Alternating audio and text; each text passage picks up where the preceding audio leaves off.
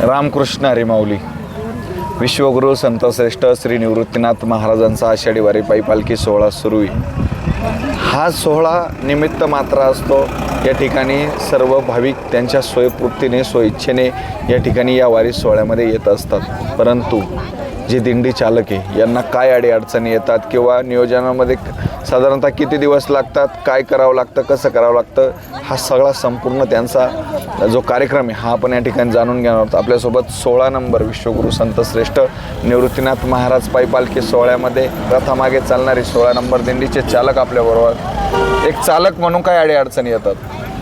भरपूर अडीअडचणी येतात. काही ठिकाणी पाण्याची, लाईटची गैरसोय होते. कधी पालखीपासून लांब असल्यानंतर थोडी गैरसोय होऊन जाते. पालखीच्या जवळपास असलं तर मग काही नाही. तशी जागा जर मिळाली तर मग काही अडचण येत नाही. साधारणतः नियोजनाला किती दिवस लागतात? एक महिनाभर तुम्ही चालतात, पण नियोजनासाठी किती दिवस? कमीत कमी नियोजन 1 महिना अगोदर चालू होऊन जातं. वर्गणी वगैरे सर्व पंक्ती वगैरे त्या अगोदर ठरल्या जातात आणि मग तिथून ते नियोजन सुरुवात होते. तर जवळजवळ 2 महिन्याचा काळ हा वारीसाठी आम्हाला लागतो साधारण.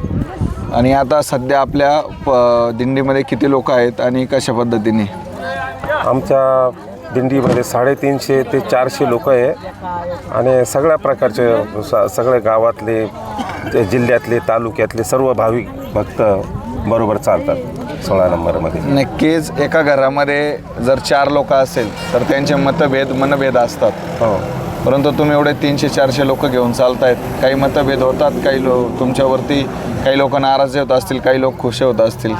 हो, नाराज पण होतात, खुश पण होतात. सगळा अनुभव ऐकतात का लोक? हो, ऐकतात. काही लोक थोडंफार इकडं तिकडं. आता पालखी अनेक समाजाचे लोक, म्हणजे एकच समाज आहे पण अनेक याच्या मताची लोक असतात. त्याच्यामुळे अडचणी थोड्या येतातच.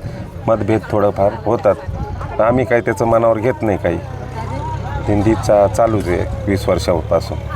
20 वर्षापासून यांची अखंड ही दिंडी सुरूच आहे. मतभेद होत असतील, परंतु पांडुरंगाच्या वाटेवर कुठल्याही प्रकार कोणावरही नाराज न होता किंवा कोणालाही न चिडता या ठिकाणी ते सगळं सहन करून दरवर्षी मोठ्या उत्साहाने परत ह्या सोहळ्याला सुरुवात करतात.